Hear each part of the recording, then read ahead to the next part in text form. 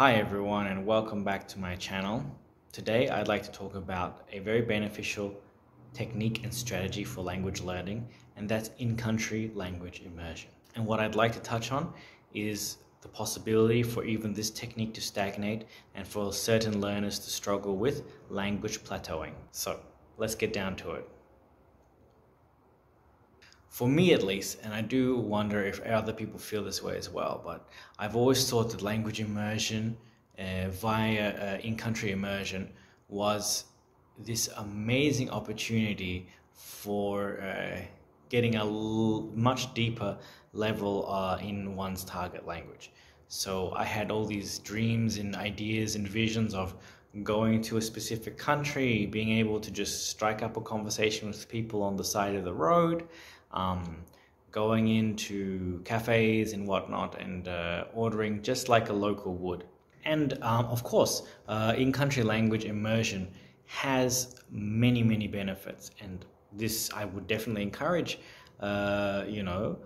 listeners and you all to maybe make a plan for it one day if you can in your language learning journey. You do not have to have in-country immersion to still immerse yourself in a language. If you are like myself and live in a multicultural city, you might find speaking groups from the target language that you're learning in your city, and you could be on the other side of the world.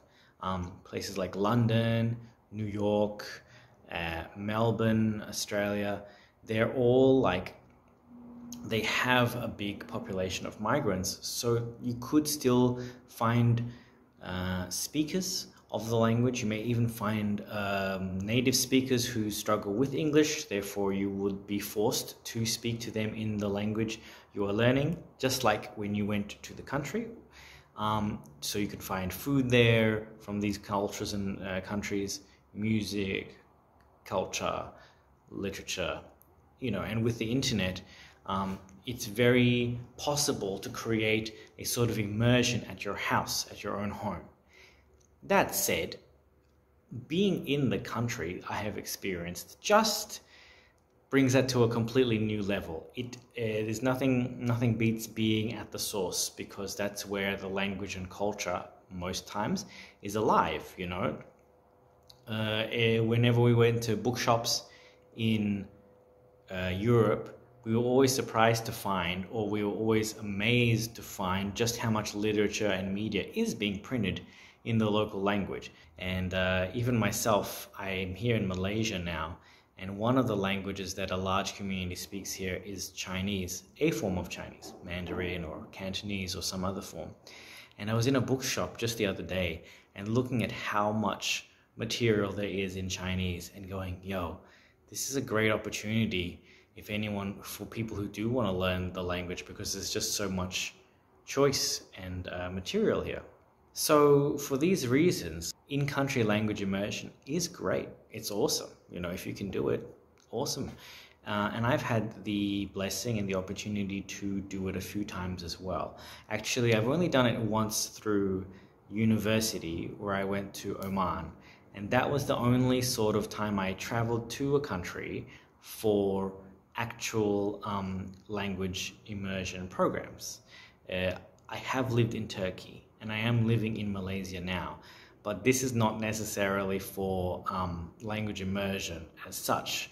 It's actually I'm just living here, but the language immersion comes secondary. So as I am, doing my daily stuff here in Malaysia, I did come to a sort of realization, or I sort of took some time to reflect on how things are going in my language journey and in my life in general.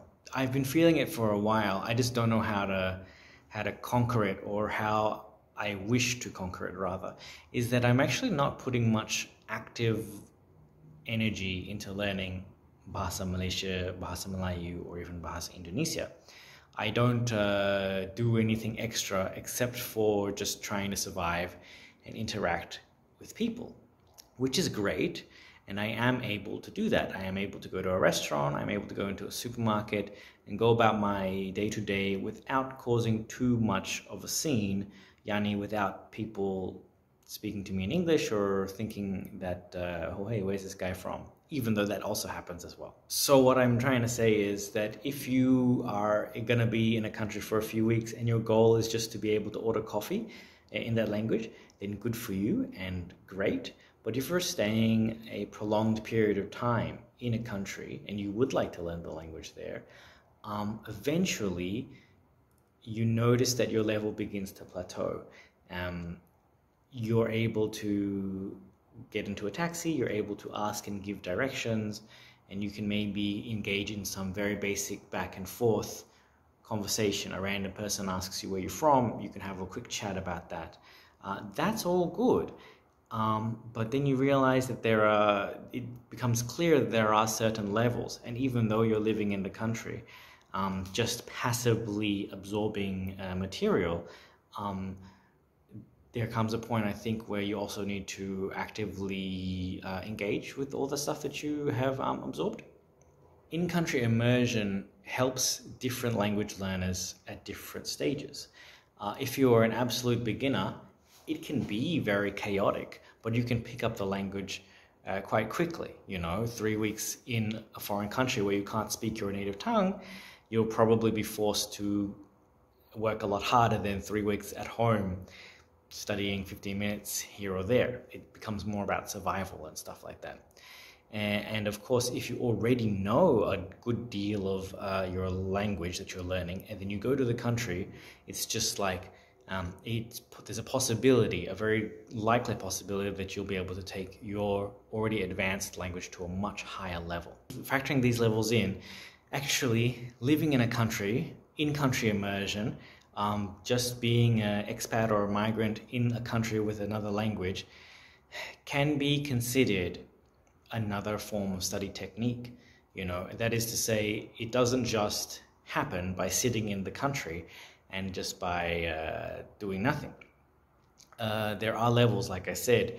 Once you're able to successfully interact at the base level, you will soon identify that there are other things that you need to do.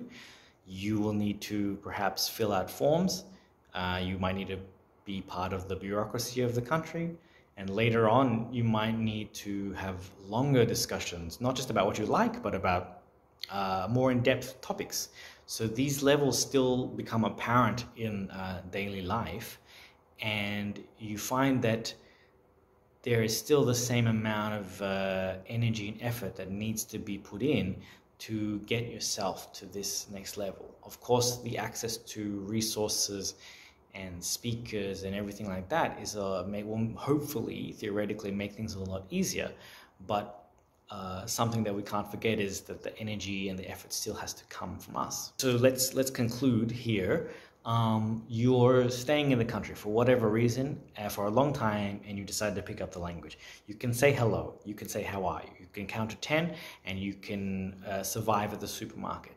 How do we then get to the next level where we actually can engage in the language more? Time to go back to the books. Like I said, there is so much more resources for the target language that you're studying in the country than outside the country. So maybe go pick up a book. Maybe find that grammatical phrase, or that grammatical rule that is holding you back. Perhaps if you knew how to say the word, if I could, or there are certain things that you need to know to sort of have a deeper level of conversation. For example, in Turkish, you can't really, there's not just like a word for if or when. You sort of have to know how to conjugate the meaning into the verbs. So if you don't know how to do that, you sort of are losing a potentially vital source of expression. And of course, we can't forget vocabulary. Like I said, once you learn your numbers, your main foods and everything like that, you're able to operate in the country. But to then have a larger discussion, you need to up your vocab level as well. We need to read more, listen to news more, and find speaking groups, so that we're actually putting effort towards increasing our level in the language. And so, interestingly enough, it would seem that all this advice applies to language learners, whether you are staying in the country or not. So, what sort of things can we take from this video, I guess, is let's look at it like this. in-country immersion is great, and if you're saving up all your little coins and your dollars to go on an in-country immersion program eventually, more power to you.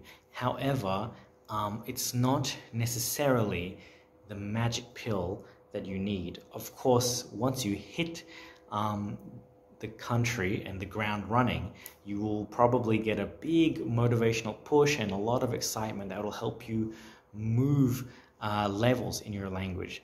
However, unfortunately, simply just being in the country is not the complete answer.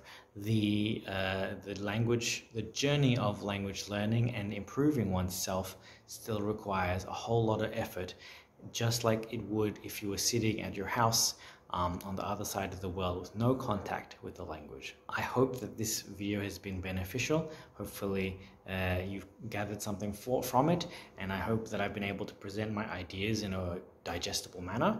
And do let me know if you're doing in-country immersion. Let me know if you have any stories. Did it not meet up to your expectations? Did you find that you were incredibly unprepared, or that you were prepared? How did everything go? How did you make the best of it? And what do you think could be improved? Thanks so much for hanging out with me for this entire video, and I do hope to see you guys sometime soon. Bye.